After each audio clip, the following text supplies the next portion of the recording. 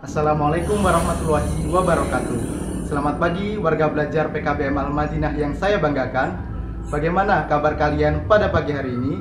Semoga kalian semua tetap dalam keadaan sehat walafiat dan tetap semangat belajar meskipun melalui daring. Pagi hari ini kita akan belajar ilmu pengetahuan sosial. Untuk lebih jelasnya, silahkan kalian dengarkan dan simak baik-baik penjelasan dari Pak Saiful berikut ini. Kemampuan suatu negara untuk menghasilkan barang dan jasa tidaklah sama. Ada negara yang kaya akan sumber daya alam, dan ada juga negara yang kurang memiliki sumber daya alam. Lalu, apa sih yang menyebabkan potensi sumber daya alam setiap negara itu berbeda? Jadi, faktor yang mempengaruhi mengapa potensi sumber daya alam di setiap negara itu berbeda, yaitu disebabkan karena 1. Luas daerah, 2. Perbedaan iklim, 3. Keadaan letak astronomis dan geografis, yang keempat, suhu dan musim yang berbeda-beda, dan yang kelima, keadaan tanah dan unsur-unsur yang berbeda. Perdagangan tidak hanya dilakukan dalam suatu negara, tetapi ada juga yang dilakukan antar negara. Tidak ada negara yang dapat menghasilkan kebutuhannya sendiri, sekalipun itu negara superpower seperti Amerika. Amerika tidak mampu memenuhi kebutuhan negaranya sendiri, karena pasti ada barang-barang tertentu yang tidak dapat mereka hasilkan. Misalnya, Amerika tidak dapat memproduksi minyak, sehingga mereka membeli minyak dari negara Timur Tengah. Begitu juga sebaliknya, negara Timur Tengah membutuhkan barang-barang dari negara lain. Jadi, perbedaan inilah yang menimbulkan pertukaran hasil antara satu negara dengan negara lainnya. Pertukaran hasil barang dan jasa antara negara satu dengan negara lain dapat dilakukan melalui kegiatan ekspor dan impor.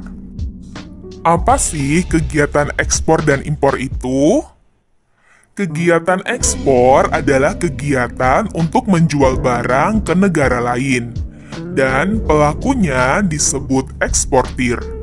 Sedangkan kegiatan yang membeli barang dari negara lain disebut dengan kegiatan impor, dan orangnya disebut importir. Dan dengan demikian, perdagangan antara dua negara atau lebih dengan tujuan untuk mendapatkan keuntungan atau laba dinamakan perdagangan internasional. Lalu, apakah ada perbedaan antara perdagangan dalam negeri dengan perdagangan internasional? Oke, mari kita simak perbedaannya. Perbedaan antara perdagangan dalam negeri dengan perdagangan internasional terletak pada beberapa aspek. Yang pertama, pada aspek jangkauan wilayah. Perdagangan dalam negeri kegiatannya dilakukan dalam wilayah suatu negara, sedangkan perdagangan internasional jangkauan wilayahnya adalah antar negara. Yang kedua, dilihat dari sistem distribusinya, di mana perdagangan dalam negeri, pembeli dan penjual cenderung bertemu atau interaksinya terjadi secara langsung. Sedangkan dalam perdagangan internasional, pembeli dan penjual tidak berinteraksi secara langsung. Perbedaan yang ketiga dilihat dari cara pembayarannya, di mana dalam perdagangan dalam negeri, mata uang yang digunakan adalah sama. Sedangkan dalam perdagangan internasional, mata uang yang digunakan berbeda, sehingga dalam perdagangan internasional menggunakan devisa. Yang keempat, dilihat dari aspek pajak, di mana dalam perdagangan dalam negeri tidak dikenakan bea masuk, hanya ditarik retribusi. Sedangkan dalam perdagangan internasional dikenakan pajak atau bea masuk. Selanjutnya dilihat dari aspek biaya, di mana perdagangan dalam negeri biayanya lebih murah dibandingkan dengan perdagangan internasional. Aspek selanjutnya dilihat dari segi kualitas, di mana dalam perdagangan dalam negeri, kualitas barangnya sangat bervariasi. Sedangkan dalam perdagangan internasional, kualitas barang harus mengikuti standar internasional. Dan perbedaan yang terakhir dilihat dari aspek peraturan yang berlaku, di mana dalam perdagangan dalam negeri menggunakan peraturan perundang-undangan yang sama atau hukum nasional. Sedangkan dalam perdagangan internasional menggunakan peraturan perundang-undangan yang berbeda atau hukum internasional. Pada dasarnya, perdagangan internasional muncul karena dilatar belakangi oleh kemampuan menghasilkan barang antara negara yang satu dengan negara lain yang berbeda.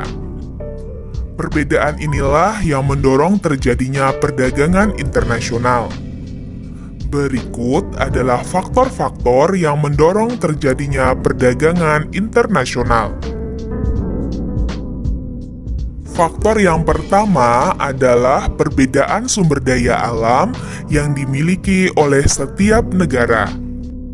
Sumber daya alam yang dimiliki oleh masing-masing negara tidaklah sama dan mengakibatkan perbedaan hasil produksi dari negara tersebut.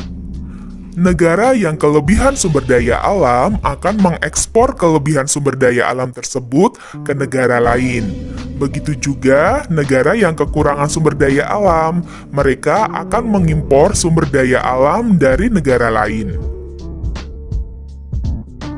Yang kedua adalah perbedaan tingkat kualitas sumber daya manusia. Ketersediaan sumber daya alam memerlukan daya dukung kemampuan sumber daya manusia.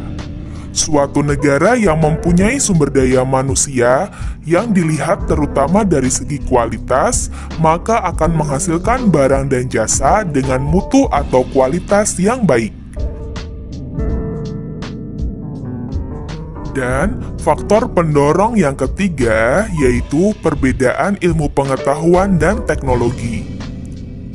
Negara yang menguasai ilmu pengetahuan dan teknologi akan mampu memproduksi barang dan jasa yang lebih banyak, bermutu, dan efisien jika dibandingkan dengan negara yang tidak menguasainya. Ilmu pengetahuan dan teknologi dapat menghemat biaya produksi, jumlah barang, dan kualitas barang. Faktor selanjutnya yaitu perbedaan budaya suatu bangsa. Perbedaan budaya suatu bangsa akan sangat mempengaruhi barang yang dihasilkan. Misalnya, seni batik dan seni ukir dari Indonesia. Seni batik dan seni ukir merupakan daya tarik sendiri bagi negara lain untuk membeli barang tersebut. Faktor pendorong yang kelima yaitu perbedaan selera. Selera ternyata dapat menimbulkan perdagangan internasional. Terjadinya perbedaan kebudayaan, sistem politik, pandangan hidup, dan tatanan sosial menyebabkan terjadinya selera terhadap berbagai jenis komoditas. Yang keenam, faktor pendorongnya yaitu karena perbedaan harga barang. Dan yang terakhir yaitu karena perbedaan upah dan biaya produksi. Berikut adalah manfaat dari perdagangan internasional. Manfaat yang pertama yaitu setiap negara dapat memenuhi kebutuhan akan barang dan jasa. Yang kedua, negara dapat menciptakan spesialisasi produk. Yang ketiga, mendapatkan barang dengan mudah dan dengan harga yang murah. Yang keempat, mendorong kegiatan produksi. Dan yang kelima, dapat meningkatkan hubungan persahabatan antar negara. Yang keenam, yaitu pendapatan negara menjadi semakin meningkat melalui perolehan devisa hasil ekspor.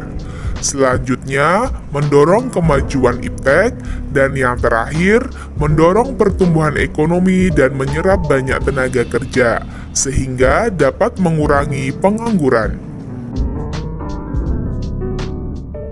Hambatan dalam perdagangan internasional. Adapun hambatan-hambatan dalam melakukan perdagangan internasional, antara lain yang pertama, karena keamanan suatu negara. Yang kedua, karena perbedaan mata uang. Dan yang ketiga, karena sumber daya berkualitas rendah. Yang keempat, adanya penetapan tarif dan pembatasan impor. Dan yang kelima, terjadinya perang atau konflik. Selanjutnya, yang keenam, adanya peraturan anti-dumping. Yang ketujuh, adanya kesulitan dalam pembayaran antar negara. Dan yang terakhir, adanya kuota.